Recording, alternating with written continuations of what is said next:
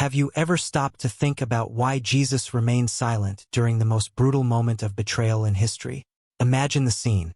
It's night in the Garden of Gethsemane. The darkness is almost total, broken only by the unsettling glow of approaching torches. The air is heavy, each second feels like an eternity. And then it happens. Judas, one of his closest disciples, someone who shared meals, stories, and dreams with him, approaches. But he doesn't come with repentance. He comes with a kiss of betrayal, a prearranged signal to hand the master over to the authorities. And what does Jesus do at that moment? He doesn't shout. He doesn't accuse. He doesn't defend himself. Just silence. A silence so profound and so powerful that it echoes through the centuries. Have you ever experienced this? Have you ever felt that sharp pain of being betrayed by someone you trusted? The urge to explode, to retaliate, to make the person understand the harm they caused you? Well, that's exactly where one of the most transformative teachings of the New Testament resides. Why did Jesus choose not to react? What was behind that silence that seemed like weakness, but was actually the greatest demonstration of strength? Stay with me until the end, because what you are about to discover may completely change how you deal with the pain of betrayal in your own life. This was not a moment of passivity, it was a moment of teaching. And the lesson Jesus left us on that dark night in Gethsemane goes far beyond what we imagine when we first read this passage. Before we delve deeper into this profound story, I need to ask you something. If this topic resonates with you, if you've ever felt the weight of betrayal or wondered how to react when someone deeply disappoints you, please share in the comments what has touched you most so far. Tell your story, share what you're feeling. Because look, this space isn't just mine, it's ours. It's a community of people seeking growth, understanding, and healing through the scriptures and teachings of Christ. Your participation here is what makes this channel grow and reach more people with this kind of transformative content. Every like, every comment, every new subscription isn't just a number. It's a message saying that this kind of reflection matters, that it needs to reach more hearts. So, if you're not yet subscribed, click the subscribe button now. And turn on notifications because every week I bring content like this that goes beyond the surface, that delves into the true meaning behind biblical passages we've always known, but that perhaps we've never truly understood. And you know what? When you like this video, you're helping other people who are going through the same pain, the same doubt, to find those answers too. That's how we build something bigger together. Now, let's go back to that night in Gethsemane, because the story is only beginning to reveal its true depth. Now I want to delve even deeper into this subject, because the story of Judas and Jesus in Gethsemane carries layers of meaning that most people never realize. Let's reconstruct this moment in more detail, because every detail matters. Judas wasn't just any stranger. He wasn't a Roman soldier following orders. Judas was one of the 12 chosen ones. Think about the weight of that. He walked alongside Jesus for years, witnessed miracles, shared bread at the same table, heard teachings that transformed multitudes. He was a close friend, someone Jesus trusted to be part of the inner circle of his mission. And it was precisely this man who chose to betray him. The kiss Judas gave Jesus was not a spontaneous gesture of repentance or confusion. It was the prearranged signal, coldly planned with the authorities, to identify the master amidst the darkness. A kiss, a universal symbol of affection and respect, transformed into an instrument of betrayal. And here is a hidden truth that needs to be told. Jesus knew everything. He was not caught by surprise. He was not a passive victim of circumstances beyond his control. In John chapter 13, verse 27, Jesus looks directly at Judas during the Last Supper and says, "What you are about to do quickly." He knew, and yet he allowed it to happen. But the most impactful revelation lies in what Jesus could have done, but chose not to. Moments before his arrest, Peter, driven by loyalty and desperation, draws a sword and cuts off the ear of the high priest's servant. It's an instinctive, even violent act of self-defense. And what does Jesus do? He stops Peter, touches the servant's ear, and heals it instantly. Think about the powerful message behind that decision. Jesus had the power to defend himself, to make his disciples fight, to summon legions of angels to protect him, as he himself said was possible. But that wasn't the path he chose to take. That wasn't the mindset he wanted to teach. Jesus could have fled. He could have reacted with the same betrayal, publicly exposing Judas, humiliating him before everyone. He could have confronted him aggressively, using all his power and authority to reverse the situation. But instead, he chose silence. A silence laden with purpose, with inner transformation, with a conscious decision not to allow the actions of another to determine his own reactions. And this is where the true lesson begins on how to deal with betrayal behind the scenes of our own lives. Comment below, "This makes sense to me, but why the silence?" This is the question that spans the centuries and needs an honest answer. Because there is something profoundly revolutionary in Jesus' choice, something that goes against all our natural instincts when we are hurt. Let's explore the layers of this powerful silence, because each one carries a hidden truth about how to face betrayal with dignity and inner strength. First, Jesus' silence was an act of unconditional love. Think about it. He could have exposed Judas right there, in front of all the soldiers, the other disciples, the authorities. He could have shouted, "This man betrayed me. This man sold my life for 30 pieces of silver." But he didn't do that. He didn't publicly humiliate Judas. He didn't turn that moment into a spectacle of shame and condemnation. Because true love, the kind that transforms lives and minds, doesn't seek to destroy the other, even when the other destroys us. It's a conscious decision to preserve the humanity of the one who hurt us, even when it would be so easy, so justifiable, to do the opposite. Secondly, this silence had a prophetic purpose. Centuries earlier, the prophet Isaiah had written about the suffering Messiah in chapter 53, verse 7. "Like a sheep before its shearers is silent, so he did not open his mouth." Jesus was fulfilling a journey that was already written, demonstrating that his mission went far beyond reacting to the circumstances of the moment. He was revealing a pattern of heavenly behavior, teaching that there is greater power in controlling one's own reaction than in controlling the external situation. Third, silence was an absolute rejection of violence. At a time when violence would have been understandable, even expected, Jesus chose to show that hatred does not conquer hatred. Revenge does not heal betrayal. Aggression does not restore trust. He was establishing a new mindset for dealing with conflict, responding to darkness with light, responding to betrayal with integrity, responding to chaos with inner peace. And fourth, perhaps the most impactful of all, Jesus' silence was a pure demonstration of personal dignity. He refused to stoop to the level of betrayal. If he had shouted, accused, or desperately defended himself, he would have been entering the same battlefield that Judas chose. But Jesus remained on a higher plane, not because he was weak, but because he was immensely strong. He didn't need words. His silence said it all. "I love you even now, but the choice is yours." And that is the true transformation that this moment teaches us. Write this down. Silence is strength. Now I want to bring this into the reality of our lives, because it's pointless to understand this story theoretically if it doesn't transform the way we deal with our own betrayals. And look, we've all been through this in some way.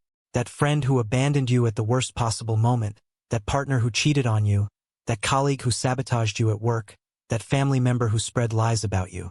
Betrayal isn't exclusive to ancient biblical stories.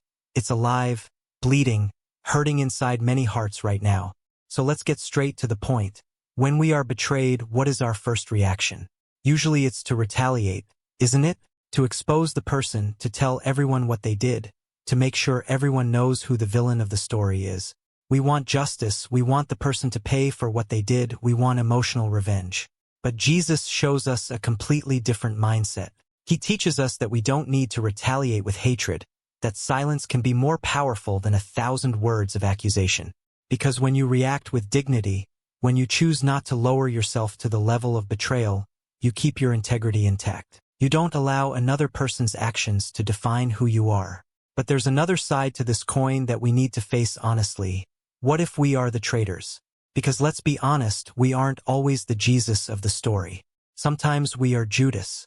Sometimes we are the ones who hurt, disappoint, and abandon someone who trusted us. And the story of Gethsemane also teaches us something crucial about this. Jesus gave Judas the chance to turn back. He didn't lock the doors of repentance. He didn't make reconciliation impossible. The final choice was Judas's, but the door was open. And this reveals to us that even in betrayal there is room for a change of decision, for genuine transformation, for acknowledging the mistake and seeking another path. And what about forgiveness? Here lies one of the most liberating hidden truths. Forgiving is not pretending nothing happened. It's not erasing the memory. It's not blindly trusting again as if the betrayal never existed. Forgiving is choosing not to fuel revenge. It's making the conscious decision not to allow that pain to continue controlling your emotions, your thoughts, your future decisions. It's releasing the other person from their internal sentence so that you yourself can be free. And lastly, perhaps the most practical lesson of all, you don't need to explain yourself to someone who has already decided to betray you. Jesus didn't justify himself, didn't try to convince the soldiers of his innocence, didn't beg for Judas' understanding. He had a greater journey ahead, and he knew it. Comment below, I choose dignity. Now I want to show you something that makes this lesson even more impactful. The stark contrast between Jesus' reaction and Peter's reaction at the same moment. Because there, on that chaotic night in Gethsemane, we have two completely opposite responses to the same situation of injustice. And the difference between these two responses reveals much about the journey of transformation that we all need to undertake. Driven by instinct and loyalty, Peter does exactly what most of us would do. He draws his sword without a second thought and cuts off the ear of the high priest's servant. It's a visceral, impulsive reaction, full of adrenaline and fury. Peter saw his master being unjustly imprisoned and simply reacted. He attacked. He defended violently. And look, we understand Peter perfectly, don't we?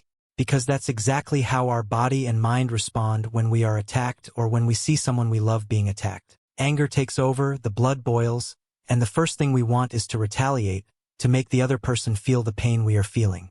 But Jesus does the opposite. He stops Peter immediately, touches the servant's wounded ear, and heals it. Consider the devastating message of this gesture. In the midst of chaos, betrayal, and injustice, Jesus is still healing. He is still showing compassion even to those who came to arrest him. He rebukes violence, not with more violence, but with a peace that defies all human logic. He remains in complete control of himself, his emotions, and his decisions, even when everything around him is crumbling. And here is the hidden truth that changes everything. Peter reacted as most of us would react behind the scenes of our own lives. With anger, instinctive defense, emotional attack. It's the default mindset of wounded human nature. But Jesus responded as he wanted to teach us to respond. With inner peace that doesn't depend on external circumstances. With healing where others would spread more pain. With clear purpose even in the midst of the storm. Because look, Jesus' silence, Jesus' calmness, Jesus' refusal to retaliate was not weakness. It was strength under absolute control. It was love working under extreme pressure. It was God being God, showing that there is a level of spiritual and emotional maturity where you are no longer a slave to your automatic reactions. Where you consciously choose how you will respond, regardless of what was done to you. And this is a revelation that has the power to completely transform the way we face conflicts, betrayals, and injustices in our lives. Write this down. I want that strength. Now I want you to pause for a moment and truly absorb what we've just explored together on this journey. Because this isn't just another biblical story to be memorized and then forgotten. This is a life manual, a roadmap for transformation to deal with one of the most painful experiences of human existence, betrayal. Let's quickly recap what we discovered behind the scenes of this crucial moment in history. Jesus remained silent in the face of Judas' betrayal. Not out of fear, not out of passivity, not because he had nothing to say, but because he consciously chose a response that went beyond human patterns of reaction. This silence was a profound act of unconditional love, not of weakness or resignation. It was a practical demonstration that there is another way to deal with the pain that someone intentionally inflicts on us.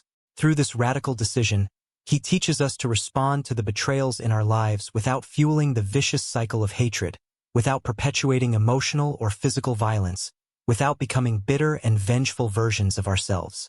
Because the hidden truth here is devastating in its simplicity.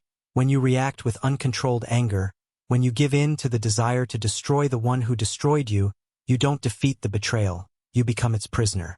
True power, the kind that generates lasting impact and real transformation, lies in maintaining dignity intact even when everything around you crumbles. It lies in choosing love as a conscious response, not as a spontaneous feeling, but as a firm decision not to allow another person's actions to define who you are at your deepest core. It's a mindset few achieve, but one that completely liberates those who attain it. So I want to leave you with a thought-provoking question that will stay with you long after this video ends. Think about it carefully, with complete honesty.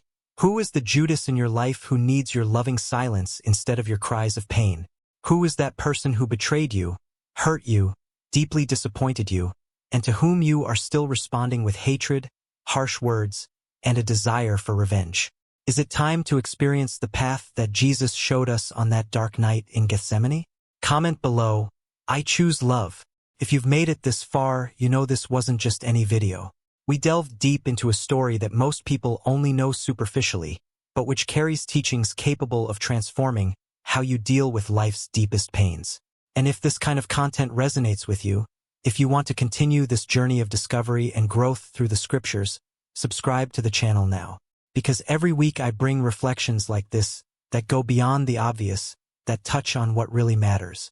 And look, if you've really watched this far, if you've absorbed this message with an open heart, leave a comment writing, "This message was for me," because I want to know that you were here, that this conversation resonated with you in some way. Your comments show me that it's worthwhile to continue bringing this kind of content with depth and truth. Leave a like too, because it helps other people who are going through the pain of betrayal, who are looking for answers on how to react with dignity, to find this video. Every like is a vote of confidence in the work we are building together here. And there's a video right here that perfectly complements this topic, exploring another crucial moment in Jesus' life that will surprise you. Click and continue with me there, because the conversation doesn't end here. See you in the next video.